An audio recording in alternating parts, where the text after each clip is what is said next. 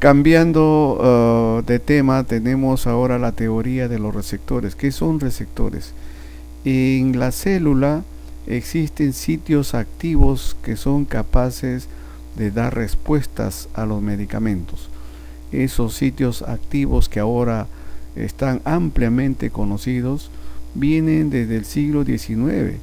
El concepto de receptor fue inicialmente propuesto por Langley cuando hacía estudios sobre el nervio ciático de la rana, el efecto de la nicotina, y vio que la nicotina producía estímulos de contracción en el nervio ciático y no lo producía en otros nervios. Por lo tanto, indujo para que Langley se formule toda una teoría. Fue el primero en mencionar la palabra receptor, de que en las células hay sitios activos casi específicos, por los cuales responden al estímulo o al efecto de una sustancia activa. Luego Ehrlich, en sus observaciones de coloraciones o tinciones que hacía en las células, notó que en ciertas partes celulares la coloración era más intensa que en otras. Entonces él se preguntó por qué, y llega a una conclusión de que en esas partes es donde existen afinidades mayores por, en este caso, un colorante. Desde ahí se ha avanzado mucho en la teoría de los receptores, y en los últimos tiempos, por ejemplo, se descubre los receptores para la marihuana y además su mecanismo de acción cuando estimula estos receptores. Entonces, estos receptores de los cannabinoles que tiene la marihuana van a producir una disminución en el ingreso de calcio, van a bloquear prácticamente los canales de calcio, van a disminuir el AMP cíclico, o sea que van a inhibir la acción de la adenilciclasa. Por otro lado, van a abrir los canales de potasio.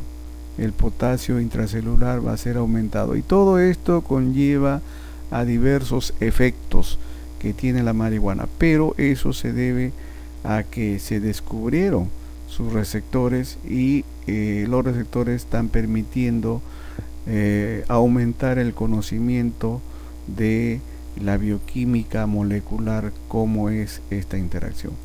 También tenemos recientemente, ¿no?, en esta pandemia del COVID-19, que este virus se liga a su receptor para penetrar a la célula. El receptor es el receptor de la enzima convertidora de la angiotensina AC2, conocida como AC2. Entonces, como este receptor ha permitido ese conocimiento, una estrategia terapéutica para disminuir el efecto intracelular de este virus sería ligarlo a receptores sintéticos, receptores monoclonales, que van a hacer que el virus permanezca ahí ligado a estos receptores y no ligue con el receptor celular. Es una estrategia, pero eso se está dando en base al estudio de los receptores. Antes no se conocía qué ocurría dentro de la célula cuando una sustancia bioactiva producía un efecto, y los científicos le llamaban que esa es la caja negra, ¿no? Se sabe que hay una interacción entre la droga y la célula, y luego se produce un efecto, pero no se tenía con claridad qué es lo que ocurría dentro. Ahora está perfectamente estudiado, y los receptores se pueden aislar, se pueden purificar, se pueden conservar, se utilizan como blancos terapéuticos para ver qué sustancias pueden estimularlo, y pueden ser estas sustancias candidatos a medicamentos.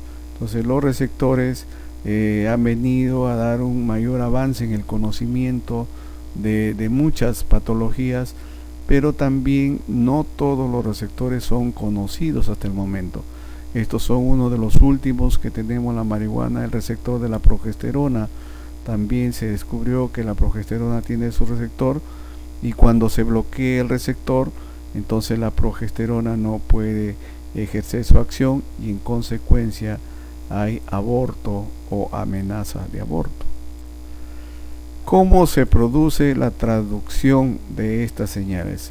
Hay un agonista llamado mensajero que va a producir un estímulo en el receptor y el receptor va a transmitir esta señal, va a traducir hacia su órgano diana, órgano blanco.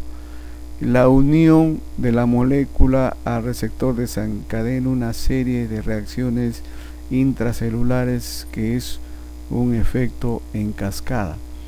Y los mensajeros tenemos diversos, muchos, aquí tenemos algunos. Estos mensajeros, llamados así, producen al interior de la célula otros mensajeros y estos serían los llamados segundos mensajeros. El lugar de acción de los fármacos, tenemos que un medicamento se une, se fija a su receptor y consecuencia de esa interacción fármaco-receptor se produce una acción y tenemos como resultado un efecto, el efecto farmacológico. Pero para que esto ocurra, el efecto tiene que haber una afinidad entre el fármaco y el receptor. Deben ser estructuralmente, químicamente afines, pero no solamente deben ser afines, sino que el medicamento debe ser capaz de producir cambios al interior de la célula. Esto es lo que se llama la actividad intrínseca. Si solamente el medicamento es afín y no produce cambios al interior, entonces estamos hablando de un antagonismo. Es decir, este fármaco sería un antagonista que va a bloquear el receptor. Es afín, pero no es capaz de producir una actividad intrínseca. Eso también es otro tema. Los antihistamínicos, por ejemplo, van a bloquear el receptor de la histamina, ¿no? Y de esa manera la histamina ya no produce sus efectos propios de la histamina. El mecanismo de traducción lo podemos ver aquí de una manera muy sencilla. Tiene que haber un ligando. Un ligando puede ser un medicamento o cualquier sustancia extraña al organismo, o sea, un xenobiótico. Un xenobiótico es cualquier sustancia extraña al organismo, de xenón extraño, bios vida. Pero este ligando tiene que tener actividad intrínseca para que produzca todos estos cambios. Si no, se quedaría aquí nomás bloqueando el receptor y sería un bloqueador de los receptores. Entonces el ligando tiene que tener su receptor y tiene que haber una interacción y tiene que haber actividad intrínseca, empezando por las proteínas G. Las proteínas G son las intermediarias entre el receptor y el órgano, la enzima blanco, la diana se le llama, la enzima blanco, que en este caso es la adenilciclasa. Entonces se fija el receptor, estas proteínas se van a estimular. Son dos clases de proteínas: proteínas de inhibición, inhibition, proteínas de estimulación, stimulation.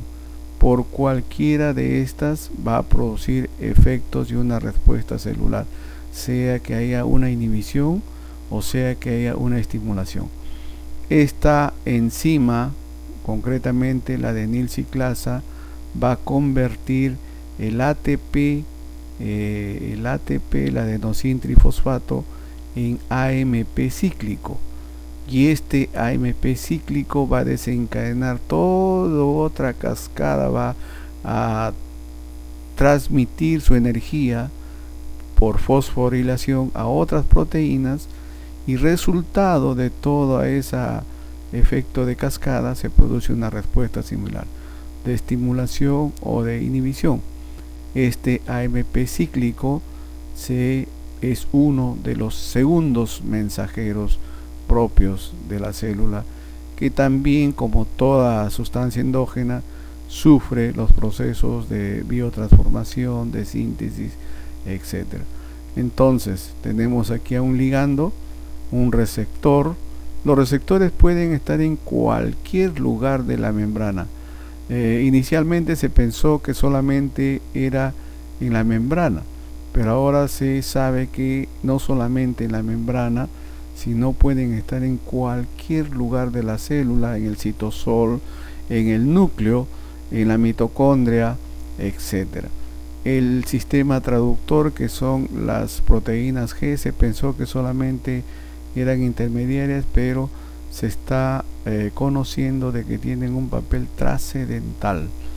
Y un sistema que amplifica esta respuesta, lo amplifica, que en este caso es la enzima adenilciclasa, transformando el ATP en AMP cíclico.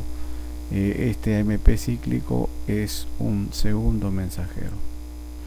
Entonces, los receptores, de acuerdo a su polaridad, se clasifican en receptores polares, o sea que tienen una polaridad, y en receptores apolares o no polares. Los canales iónicos, hemos escuchado canal de calcio, canal de sodio, son receptores. Receptores catalíticos, como hemos visto recientemente la adenilciclasa, las proteínas G, que también ya lo hemos mencionado.